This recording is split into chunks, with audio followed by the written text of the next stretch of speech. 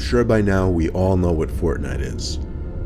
I had known about it for the longest time, but I never actually played it until my friends basically forced me to download it and play with them. They wanted to play in squads, which is what it's called when you play in groups of 4. My 4 friends were Evan, Xavier, and Braxton. Evan was hands down the best player and basically the initiator of this group match. Xavier was the second best, then there was Braxton. Braxton only spoke on his headset when he was in trouble or needed help. Evan, Xavier, and I, on the other hand, just goofed around and talked the whole time. The 2 of them did their best to explain how to play to me over the headset. Anyway, none of this really matters. I'll skip ahead to the important part. Evan stopped talking, and there was a good 10 seconds of silence. Then, Evan, who was leading us from one point to another, stopped dead in his tracks. His character just stood still for a while. Xavier turned on his headset, sounding annoyed, telling Evan to move. His character still just stood in place, and Evan said nothing, but according to the screen, Evan's mic was making noise. Then I could hear background noise that seemed to be coming from Evan's mic. Xavier, Braxton, and I were all telling Evan to move or we'd ditch him.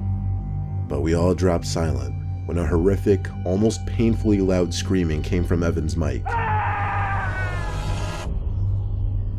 It wasn't like he was screaming into the mic, it seemed like Evan was somewhere in the background of the room. Then, a door slammed shut in the background, and the 3 of us were left not knowing what to say or do. I told the 2 of them I'd call Evan immediately, and turned off the console. I tried calling him 5 times, he never picked up though, so I decided to drive over to his house, which was 2 minutes away. I got to his house and saw no cars in the driveway, but the front door was open and the lights were on throughout the house. I let myself in, screaming Evan's name. Evan screamed back from somewhere upstairs. I followed the sound of his voice right up to the loft bedroom, where I found him hiding under the bed. He told me to hide. I told him to get out from under the bed and tell me what happened. He said there was someone in his bedroom. He would speak in very limited sentences for the longest time, until he calmed down and would finally explain in detail. As Evan was playing Fortnite with us, he felt a tap under his bed. He pulled the cloth material that covered the sides of the bed up and looked under the bed, and saw a grown man hiding underneath. That's when he threw his headset on the bed and screamed as he backed into the corner. He says the man emerged from under the bed as Evan was still paralyzed in fear in the corner, screaming.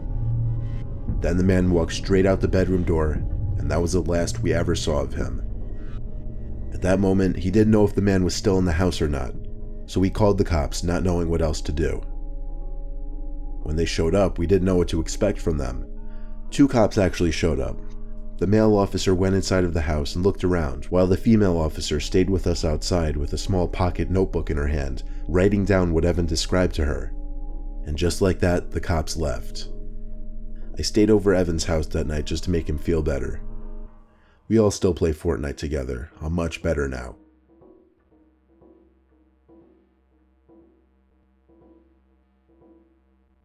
I've never been a huge Fortnite person, but all my friends have been for a while. I always feel like I'm being left out when they're saying to jump on Fortnite and such. Yeah, I've played the game a few times and I get the gist of the gameplay and whatnot. I'm just not good at the game. So one Monday night, I hopped on the game and played alone just to practice. I did that over and over and over, until I started actually getting pretty decent at the game. Then I started to play the game with other players, not my friends, just random people online. I played a game of duos, meaning with one other person on my team. His gamer tag was BobRocket16 or something like that, with a few extra C's and E's or whatever. I didn't write it down. We lost the game, think we ranked like number 20. After the game was over, I got a personal message from the guy, saying he thought I was really good and that we should play again. It was weird because really I didn't play too well at all that game. Nevertheless, I played another game with him. This time he turned on his microphone and was trying to talk to me. I don't have a gaming microphone, so I couldn't talk back. I could only hear him through the TV speakers. Based on his tone and what he was saying, he seemed to be getting annoyed that I wasn't talking to him. I heard him say things like "put your mic on" and "stop being a faggot." Any thought of this guy being cool was gone at this point, and I thought he was just a straight up douche. I was gonna finish the game, but after that was it with this guy. He kept saying stuff, most of it incoherent simply because of my distance to the TV and the noise of the actual game itself. But then I heard him say my name. Not just my first name, my full name. When I heard this, I panicked and thought to myself, wait, is my real name displayed on my profile? But I realized, no, it couldn't be. The guy kept saying things over the mic, but I wasn't listening at this point. I went over to the console and turned it off in a panic. Just knowing that the sound of the guy's voice was gone now made me sigh in relief. I texted my friends and told them about it. They all seemed to think it was funny, typing their LOLs and LMAOs and whatnot. I put my phone down on the desk as I went on my laptop. The phone vibrated again. I expected it to be one of my friends, but it was an unknown number. The message was hi, and then my full name. I typed back, "Who is this?" The typing bubbles with the 3 dots came up for the longest time. I waited anxiously to see what this person was going to say. The message was, "Is this your address?" and then my actual address. I once again typed, "Who is this?" and then I lied and typed, "No, that isn't my address." The person never responded after that. I started accusing my friends of fucking with me. They all swore they had nothing to do with it though. Low-key, I didn't believe them, but I didn't bother feeding into it. I figured if it is them, the more reaction I give, the more kicks they get out of it. I went to bed ignoring my friends.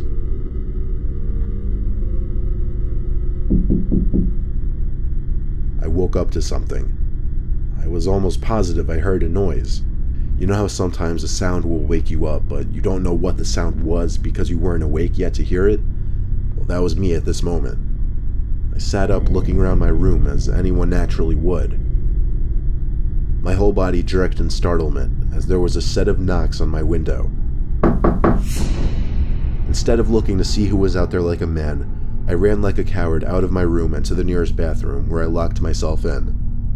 There were no windows in that bathroom, so I felt safe. I actually fell asleep in that bathroom, and when I woke up, I texted my friends again, telling them all to go fuck themselves. They all got a kick out of it, but when I saw them in person, they seemed pretty genuine when they told me they had nothing to do with it. To this day, I really don't know if my friends were pranking me, or if that guy who I was playing Fortnite with actually somehow got my information and came to my house.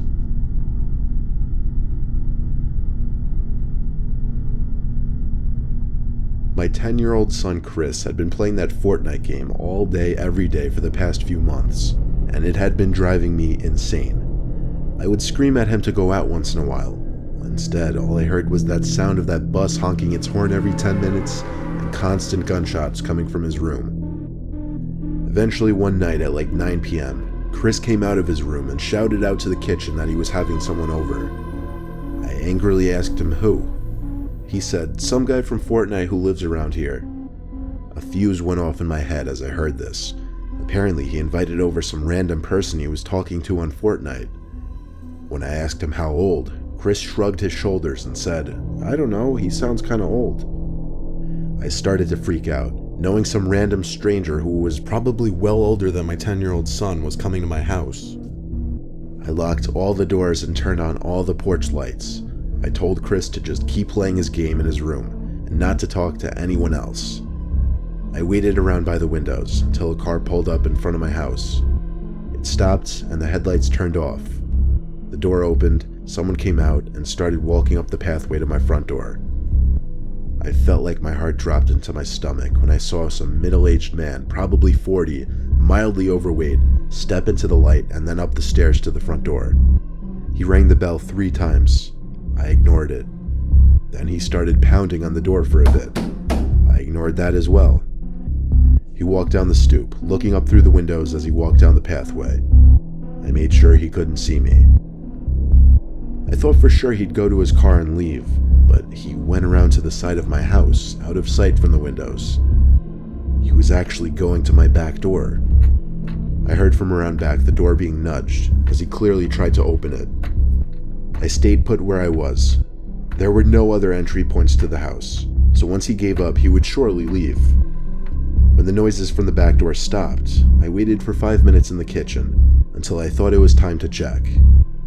I wanted to hopefully get a look outside, so I shut the lights and lifted the blinds in the kitchen. There was the man's face, 2 inches from the glass, as he looked into the kitchen, or rather, he now looked at me. I screamed with a shake in my yell that I was calling the cops. I think that scared him off because he walked away, and I watched as he got in his car and left. I didn't call the cops though. Instead, I marched right to Chris's room and scolded him. I grounded him for 2 weeks for endangering not only the household, but himself. That meant no video games for 2 weeks, and after the 2 weeks, he would have to go 2 months without access to his wireless headset. Now that the 2 weeks are up, he's back on the game. I get sick to my stomach thinking about what would have happened if I wasn't home.